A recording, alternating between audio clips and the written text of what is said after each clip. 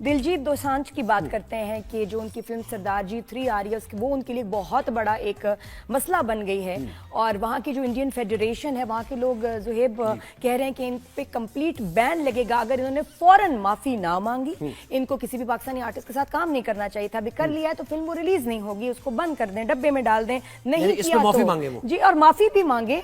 और अगर नहीं किया तो ये देशद्रोही हैं, ट्रेटर हैं ना, वो कभी इसके बाद गाना गा पाएगा। ये फेडरेशन वाले कह रहे हैं कि दिलजीत ना गाना गा पाएगा, ना उनके कोई गाने को रिलीज करेगा, ना जी कोई गाना रिलीज नहीं करेगा, वो किसी फिल्म में उनको साइन नहीं किया जाएगा। और लोगों को इसके खिलाफ जो है ना तैयार होना चाहिए। ऐसे मतलब लोगों को एक प्रोवोक कर रहे हैं, जी प्रोवोक कर रहे हैं, मॉब्स को तैयार कर रहे हैं और धमकियां दे रहे हैं। और कहा जा रहा है कि इस पे कंप्लीट बैन लगे। इवन ये भी कहा जा रहा है कि दिलजीत को जो है उनका जो पासपोर्ट है इंडियन, उसको रिवोक कर लिया जाए। तो अच्छा, इतना कहने के बाद दिलजीत क्या कह रहा है? दिलजीत क्या, हाँ यही बात है हमारे। ये अब आप जरा देखिएगा सिख भाई का जिगरा क्या कह रहे हैं वो, देखिए इसके जवाब में। मेरे को कोई इच्छा भी नहीं है कि मैं बॉलीवुड में बहुत महान कलाकार बन जाऊं। मेरी कोई ऐसी इच्छा नहीं है। मैं म्यूजिक को प्यार करता हूं और बिना किसी की मर्जी से मैं म्यूजिक कर सकता हूं, बिना किसी सुपरस्टार के कहने से या किसी को इसका काम चलेगा, इसका नहीं चलेगा, इसको गाना मिलेगा, इसको नहीं मिलेगा, ये सब चीजें हमारे पे नहीं चलती। कोई बंदा हमें रोक नहीं सकता है। तो म्यूजिक बनाने से मुझे कोई रोक नहीं सकता है। जब तक मेरा मन करेगा म्यूजिक बनाएंगे, जब तक भगवान चाहेगा म्यूजिक बनाएंगे।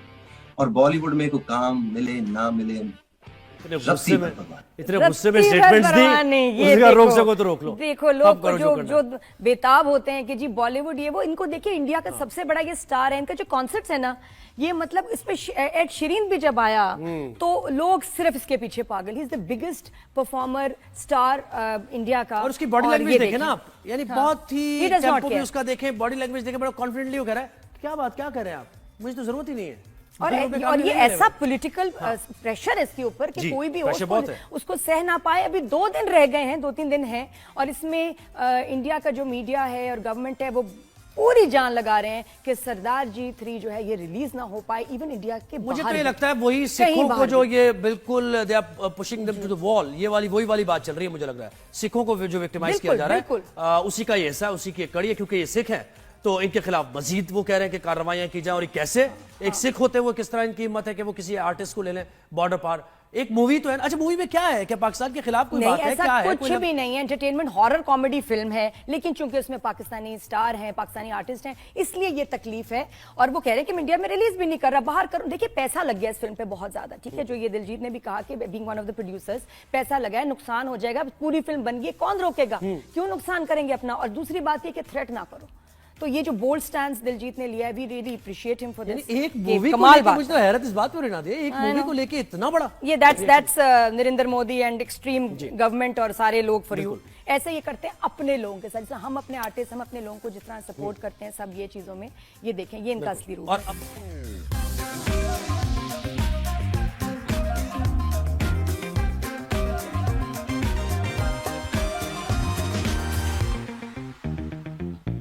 ड्रामों में ये जरा बात करेंगे कि हमारे मैं तो देखें 90 से काम कर रही हूँ, उस वक्त का टाइम, स्क्रिप्ट, चीजें, बहुत सारे बोल्ड सब्जेक्ट्स पे बात होती थी, लेकिन इशारतन और जो दिखाया जाता था बहुत समझ के केयरफुली, ये नहीं दिखाना। और ड्रामे तब भी मजे के होते थे। अब कुछ अरसे से लोग भी परेशान है कि काफी बोल्ड डायलॉग्स, स्टोरीज, सिचुएशंस और एक्शंस का इस्तेमाल किया जा रहा है। कुछ तो ऐसे जुबानी जुमले हैं कि जो आपको शर्मिंदा भी कर देते हैं फैमिली के साथ। मतलब क्या हम अपने ड्रामे तो राइटर पे डिपेंड करता है ना कि बड़ी बड़ी कंट्रोवर्शियल बातें आप किस बेहतरीन अंदाज से बयान कर सकते हैं। अगर क्लमजी नहीं करेंगे तो ये जी अली अफजल साहब से हम इस पे बात करेंगे कि बड़ा जरूरी है कि वो बताएं कि ये ड्रामे लोग अब उनको हजम हो जाता है, ये चैनल्स की डिमांड है।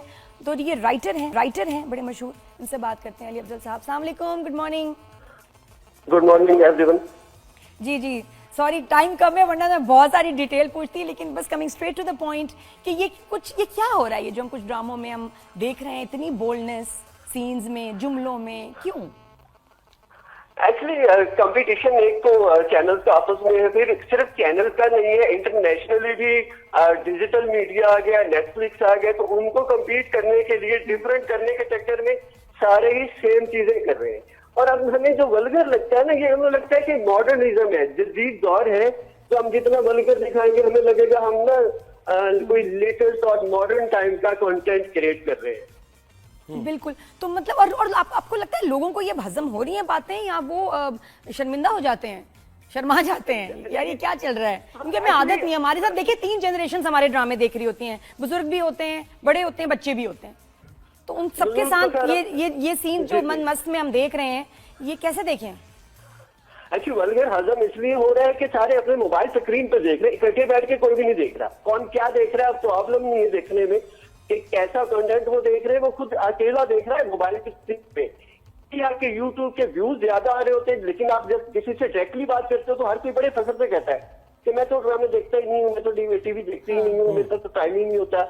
लेकिन व्यूज कहाँ पे आ रहे हैं? डिजिटल मीडिया पे। यानी आप एज अ राइटर ये कह रहे हैं, एज अ राइटर आप ये कह रहे हैं कि एक राइटर पे भी प्रेशर है ये प्रोड्यूसर का, कि इस तरह की चीज बोल्ड पॉइंट।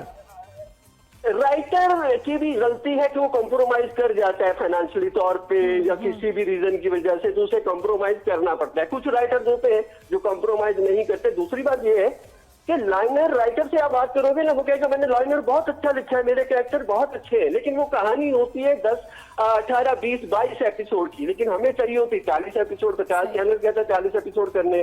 तो कहानी खींचने के लिए उसमें एक्स्ट्रा फजूल के कैरेक्टर डालो, फजूल की कहानी में सिचुएशन और अलग से सीन ऐसे लिखो जिनकी कहानी में ना लिंक है ना उनकी जरूरत थी। और उसके लेकिन वो व्यूज 40, बहुत 50 हैं, एपिसोड 24 मिलियन व्यूज फिर कहां से आ रहे हैं? लोग क्यों देख रहे हैं, क्यों पसंद कर रहे हैं? अब ये जिस तरह मन मस्त की मैं बात कर रही हूँ, उसमें हीरो हीरोइन को गोद में भी उठा रहा है, हथकड़ी भी बांध रहा है उसको, पैरों पे रस्सियां भी बांध रहा है, और भी बहुत अजीब अजीब बातें हो रही हैं।